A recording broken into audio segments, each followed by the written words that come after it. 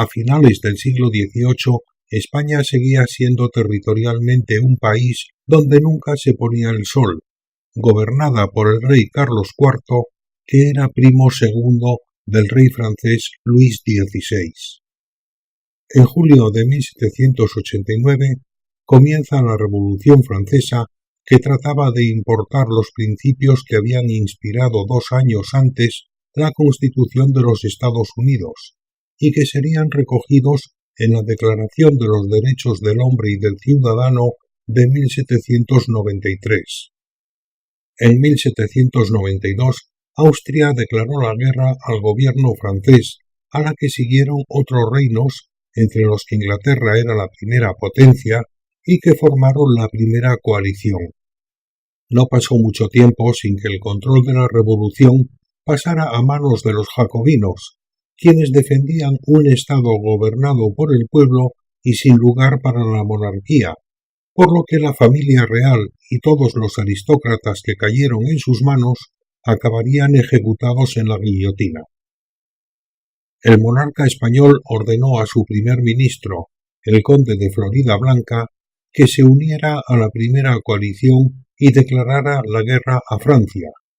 Este lo desaconsejó por no estar el ejército español suficientemente preparado.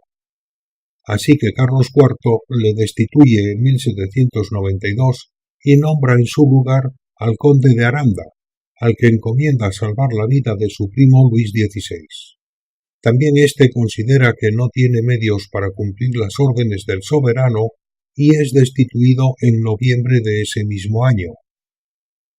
Contra todo pronóstico, en palabras de Benito Pérez Galdós, es elevado a la primera dignidad política aquel mismo joven de 25 años ya colmado de honores inmerecidos, tales como el ducado de la Alcudia y la grandeza de España de primera clase, la Gran Cruz de Carlos III, la Cruz de Santiago, los cargos de ayudante general del Cuerpo de Guardias, mariscal de campo de los Reales Ejércitos, gentil hombre de cámara de su Majestad con ejercicio, sargento mayor del Real Cuerpo de Guardias de Corps, consejero de Estado, superintendente general de Correos y Caminos, etcétera, etcétera. Además de todo eso, según las habladurías de la corte, era el amante de la reina María Luisa, esposa de Carlos IV. Su nombre era Manuel Godoy, de familia noble pero pobre. Tras la ejecución de Luis XVI de Francia el 21 de enero de 1793, Manuel Godoy firmó con Inglaterra su adhesión a la primera coalición contra Francia. El ejército francés estaba históricamente integrado por nobles, a los que se les unían en tiempos de guerra los miembros de la Guardia Nacional, que era una fuerza municipal creada para la defensa de las ciudades y pueblos. Sin embargo, la Constitución francesa de 1793, aprobada el 24 de junio de ese año, establecía en su artículo 109 que todos los franceses son soldados y todos ejercitan el manejo de las armas, lo que aumentaba exponencialmente el número de soldados y creaba un numeroso ejército popular. La República Francesa declaró la guerra a España el 7 de marzo, y el último día de dicho mes una brigada se apoderó del Valle de Arán. El conde de Aranda había preparado la ofensiva española en los 3 frentes pirenaicos, siendo mayor el catalán con 32.000 hombres al mando del general Ricardos. Ventura Caro dispondría de 18.000 en Navarra y Guipúzcoa, en tanto que al príncipe de Castelfranco se le asignaron 5.000 en la zona central aragonesa. Estos 2 últimos ejércitos se limitarían a defender la frontera y a apoyar con maniobras de distracción la campaña principal del frente oriental.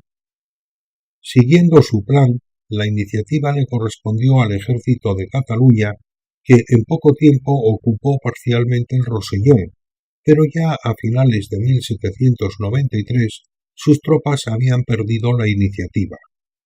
La falta de medios y una leva masiva en Francia cambió el curso de la guerra.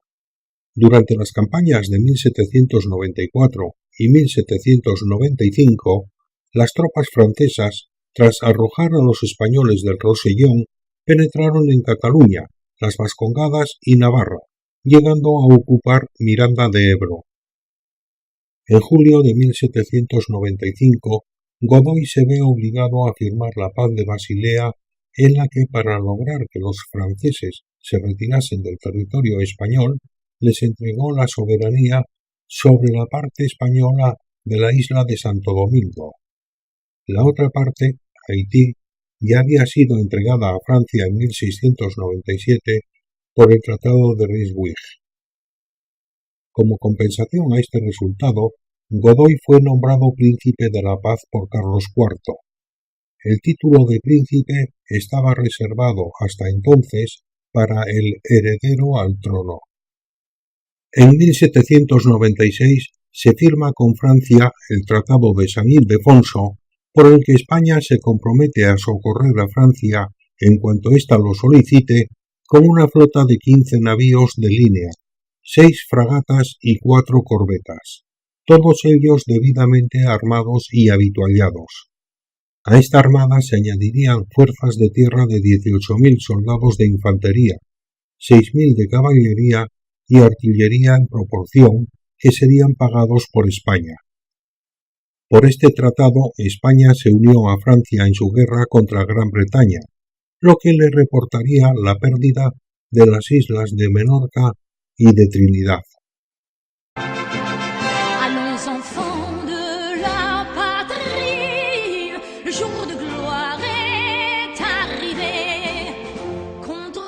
A principios de 1798, Napoleón Bonaparte era un general con ambiciones políticas. Para alejarlo de París, el directorio le encomienda la invasión de Egipto, con la que espera debilitar a Inglaterra al privarle de las materias primas procedentes de la India. En 1799 da un golpe de Estado por el que se convierte en primer cónsul y en 1804 será coronado como emperador de Francia. En 1798, el rey Carlos IV cede a la presión popular y cesa a Manuel Godoy en su cargo, aunque vuelve al gobierno en 1801.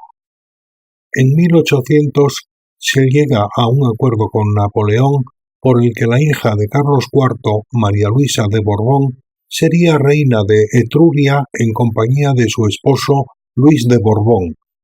A cambio, España entregaría a Francia el territorio de Luisiana en Estados Unidos y uniría su flota a la francesa en su guerra contra Inglaterra, comenzando con la entrega de 6 navíos. Este acuerdo se plasmaría en 1801 en el Convenio de Aranjuez, por el que 5 navíos españoles se unirían a otros franceses para dirigirse hacia Brasil. Otros 10 marcharían junto a los franceses hacia Irlanda, en este caso bajo el mando de los franceses.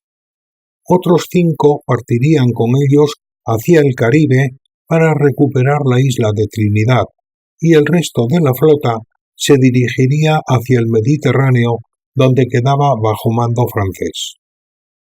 Este mismo año, Godoy, cediendo a las presiones de Napoleón, convenció a Carlos IV para invadir Portugal si este país no rompía de forma inmediata sus relaciones con Inglaterra.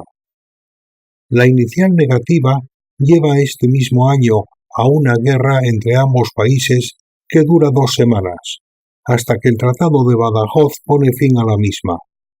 Es conocida como la Guerra de las Naranjas, y su consecuencia es la ocupación española de la ciudad de Olivenza, que aún sigue siendo reclamada en la actualidad por el Estado portugués.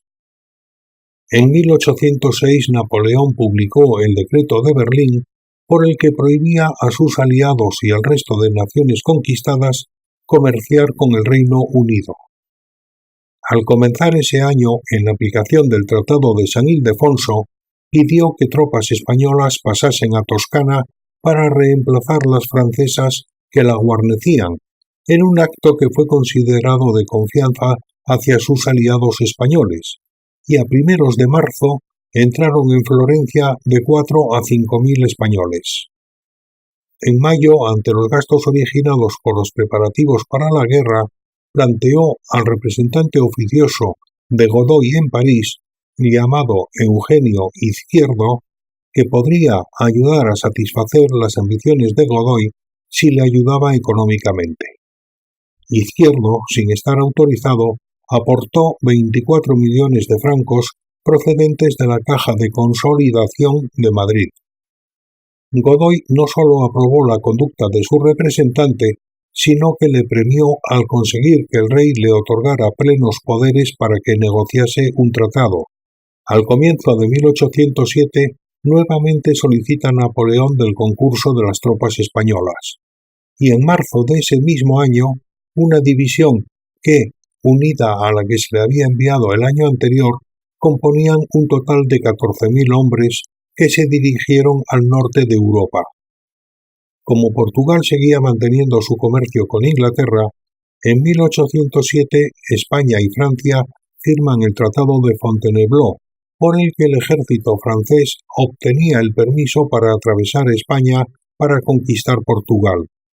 A cambio, Godoy se convertiría en rey del Algarve, que es la parte de Portugal situada al sur del río Tajo.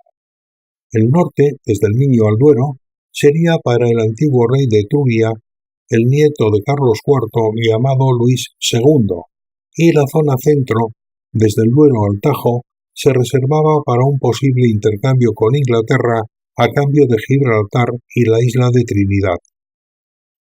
Ese mismo año comunican a Portugal que entrarán en guerra con ese país si no rompe las relaciones con Inglaterra y une su escuadra con la combinada de ambos países antes del 1 de septiembre. Cumpliendo los planes, el 18 de octubre entra en España por Irún la primera división francesa, y 9 días después se firmó el Tratado de Fontainebleau. Según los términos del mismo, entrarían en España 25.000 soldados de infantería francesa y 3.000 de caballería, a los que se unirían 8.000 infantes españoles y 3.000 de caballería para ocupar Lisboa bajo el mando de un general francés. Al mismo tiempo, una división del ejército español, compuesta por 10.000 soldados, tomaría posesión del territorio portugués comprendido entre el río Miño y el río Duero, y otra de 6.000 soldados españoles ocuparía el territorio al sur del río Tajo, quedando ambos bajo el gobierno español. Con este tratado se separaba de España otra parte considerable de su ejército, que se añadía a los 14.000 soldados que continuaban en el norte de Europa. El 30 de noviembre las tropas francesas ocupan Lisboa y a principios de diciembre parte de Mérida la división de Francisco María Solano, mientras que la de Francisco Taranco, con 6.000 hombres en vez de los 10.000 acordados, cruzó el Miño. En el Tratado de Fontainebleau, Carlos IV había cedido a Francia el reino de Etruria, que no le pertenecía, sino que su rey era Luis II de Borbón y Parma, nieto del rey español. La regente, su madre María Luisa de Borbón, hija del rey español, no sabía nada de este tratado, y se vio sorprendida cuando el 23 de noviembre se lo comunicó el ministro francés d'Aubusson. El mismo día en que se firmaba este tratado, el rey recibió un anónimo que le hizo acudir a la habitación del príncipe de Asturias y que él mismo describe en su decreto del 30 de octubre. Entonces yo quise indagar por mí la verdad del hecho y, sorprendiéndole en su mismo cuarto, hallé en su poder la cifra de inteligencia e instrucciones que recibía de los malvados. Convoqué al examen a mi gobernador interino del Consejo para que, asociado con otros ministros, practicasen las diligencias de indagación. Todo se hizo y de ella resultan varios reos cuya prisión he decretado, así como el arresto de mi hijo en su habitación. Fernando reacciona enviando a su padre la siguiente carta. Señor papá mío, he delinquido, he faltado a vuestra majestad como rey y como padre, pero me arrepiento y ofrezco a vuestra majestad la obediencia más humilde. Nada debía hacer sin noticia de vuestra majestad, pero fui sorprendido. He delatado a los culpables y pido a vuestra majestad me perdone por haberle mentido la otra noche, permitiendo besar sus reales pies a su reconocido hijo Fernando. San Lorenzo, 5 de noviembre de 1807.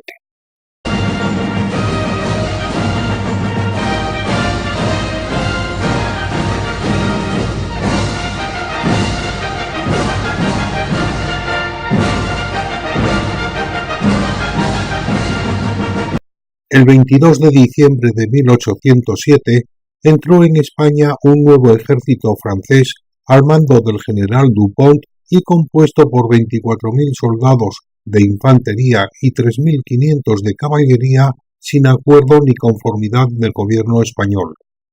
En enero estableció su cuartel general en Valladolid con algunas partidas destacadas en Salamanca. En los primeros días de enero de 1808 entra un nuevo ejército con 25.000 soldados de infantería y 2.700 de caballería al mando del mariscal Moncey. El 1 de febrero, el general Junot, que había ocupado el centro de Portugal, declara que será el nuevo gobernador de este reino por orden de Napoleón, lo que supone otra infracción al Tratado de Fontainebleau, ya que se apropia de los territorios que se habían otorgado a España. Por Roncesvalles se dirige hacia Pamplona el general d'Armagnac, con 3 batallones que ocuparon esta ciudad durante la noche del 15 al 16 de febrero. Al mismo tiempo entró por Perpiñán una división francesa compuesta por 11.000 soldados de infantería y 1.700 de caballería, al mando del general Duhesme, que ocupan Barcelona el 13 de ese mismo mes. Pocos días antes había caído en manos de los franceses, al mando del general Tauvenot, la plaza de San Sebastián, en este caso con el beneplácito de Godoy, quien había escrito la siguiente orden: que ceda el gobernador la plaza, pues no tiene medios de defenderla, pero que lo haga de un modo amistoso. En el mes de marzo entra en la península un nuevo ejército francés al mando del general Bessières, compuesto por 19.000 hombres más 6.000 de la Guardia Imperial. Como general en jefe de todas las fuerzas francesas, fue nombrado Murat, gran duque de Berg y cuñado de Napoleón, quien el 15 de marzo salió de Burgos con dirección a Madrid, donde entró el día 23. Siguió el camino que transita por Aranda de Duero y el puerto de Somosierra. A su derecha iba el ejército del general Dupont por un camino paralelo que atravesaba Segovia y el Escorial.